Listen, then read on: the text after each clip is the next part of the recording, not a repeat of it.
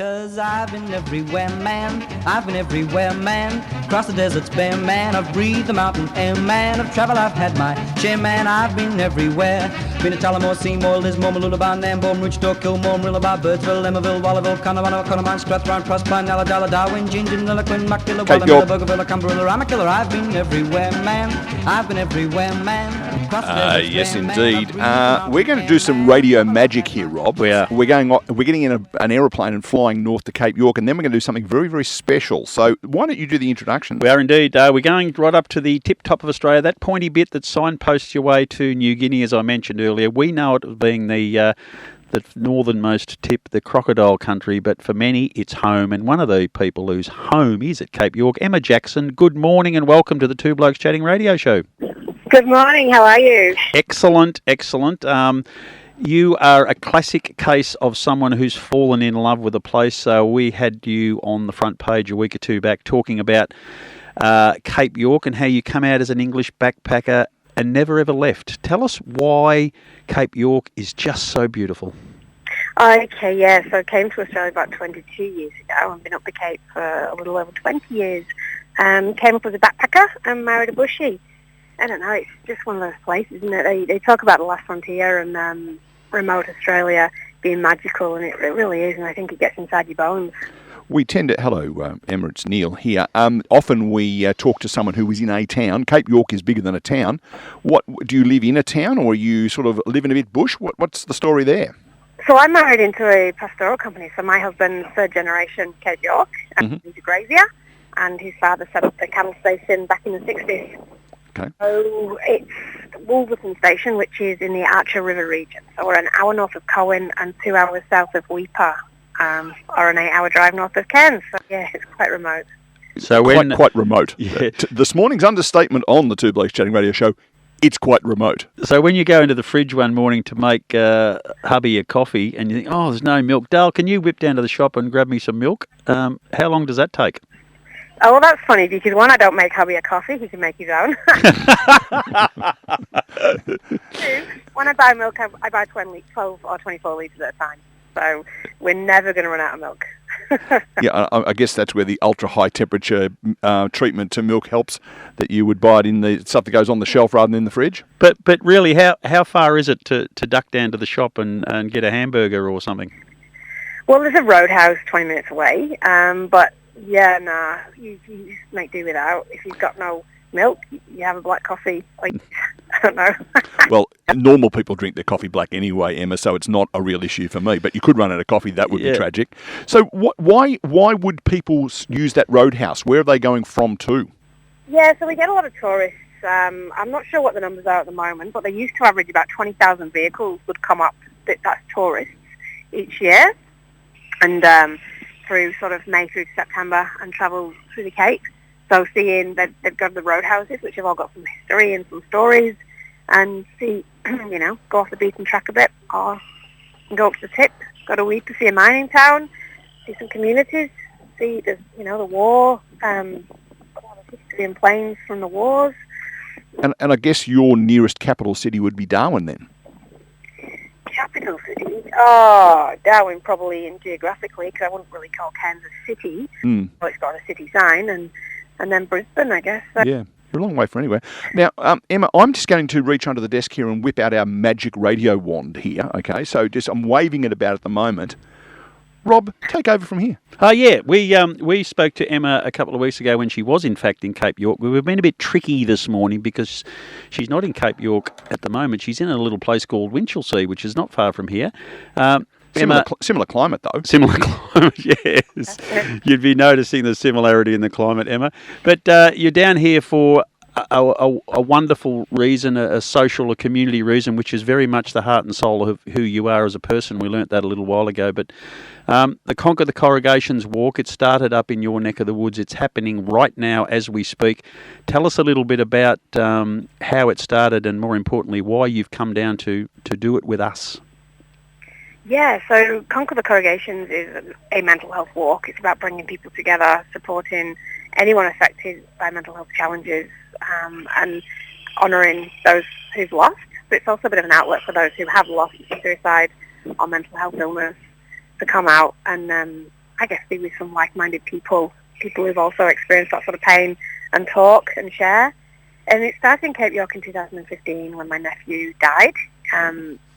Dylan took his life. He was 18, and it sort of woke us all up to just how impactful mental health illness can be, and also the impact from suicide. When someone takes their life, it's big, and it impacts a lot of people. It impacts and shakes the whole community. So we're doing our bit up there. There's a team of us up there who do what we can, and we had a group of Victorians come up to conquer the corrugations in Cape York in October last year and said, let's do one in Victoria. So there's a whole team. Rich Charlie O's leading the way down here, and with a group of dynamic offsiders. And Shelley and I, on behalf of Conquer the Corrugations, have been supporting them, I guess, behind the scenes with the website and insurance and that side of it. So, when you said it started in 2015, this is not a walk from Cape York and you happen to be just down to Victoria by now. This is actually a separate event completely. No, I'm saying that seriously, because a lot of these people, they start, in Cape York and they start walking and it takes them 15 years to get here. But no, it's actually a separated event, is what you're saying. It's a very separated event. Yeah. So what we've done, we've taken Cape York off the logo and gone, okay, let's do this. So we've brought it to Victoria. So the event is in Winchelsea to Inverleigh. 17k today, 17k tomorrow. So if anyone's listening and wants to join in, tomorrow we're starting in Inverleigh. We've got a website page, conquerthecorrugations.com.au. You can click on the Victoria event and download the information. And welcome. Everybody's welcome. There's food provided. We've got buses for those who can't walk the whole distance and might need a break every now and again. We've got a couple of toilets. We've got water. Yeah. So anyone who's listening who feels like just taking part in this wonderful walk tomorrow, come on down. So Winchelsea to Inverleigh today, and Inverleigh to where tomorrow? Back to Winchelsea? Yep. Yeah, return route. Okay, and if you bring your own tent, you can camp on Rob Cameron's front lawn. Is that true? I believe so. Yeah. Yeah, that is possibly true. There is some room. We certainly have the ability to house one or two that may be looking for somewhere to have a sleep. Now that will work out. Really, really well. Hopefully, we'll catch up with you later this afternoon and definitely this evening, because you'll have a chance to extend the whole purpose of which is to talk, to open up, to assist to clear the mind, and a bit of a campfire possibly around the Inverleigh Hotel Park area this evening as well. Yes, and anyone who does want to come along tomorrow, feel free to come on down this evening and have a bit of a chat. I think we've got around 150 here today, and I have to take my hat off to these people and all the volunteers, the community, is it the Surf Coast Community Bank, the Bendigo, and the way they've pulled this together is in only 2 months is absolutely fantastic. So good work. I look forward to next year. Now, hopefully, beside you walking along, you have a lady by the name of Joss Middleton, and there's another little coincidental story, if you like, about this, and it's the assistance that you've received in your original with the Royal Flying Doctor Service, which is an Australian institution, and Joss hopefully will be with you there somewhere, and she can perhaps chat to us about that connection. Yes, I'll put Joss on right now. Joss!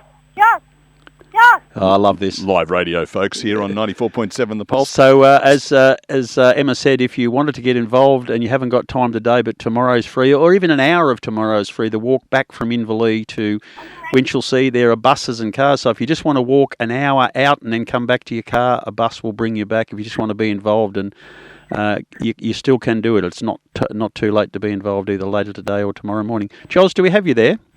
You do. Hey, Rob, how are you? Yeah, good to chat to you again. Now, the incredible story that we had after this was all organised, and then I found out the Royal Flying Doctor Service were involved in the event, and, of course, the incredible history of one of the key reasons for the institution starting up was a man by the name of Corporal Clifford Peel, whose home address was Inverleigh in Victoria. So that's a nice little touch to the event today. Isn't it just? Yeah, and how incredible that gentleman had the insight to suggest to John Flynn that a plane might be the answer to rural and remote healthcare. And we've talked about the remoteness of Cape York, but there's many other remote areas of Australia, and the work that the Royal Flying Doctor Service has done to make that short and to give health assistance to many Australians has been quite remarkable and continues to grow. Absolutely. We're heading toward our 100th year, and yes, I think RFGS is definitely one of the preferred mental providers for rural and remote, both for primary health care, dental, mental health, as well as the traditional retrieval services.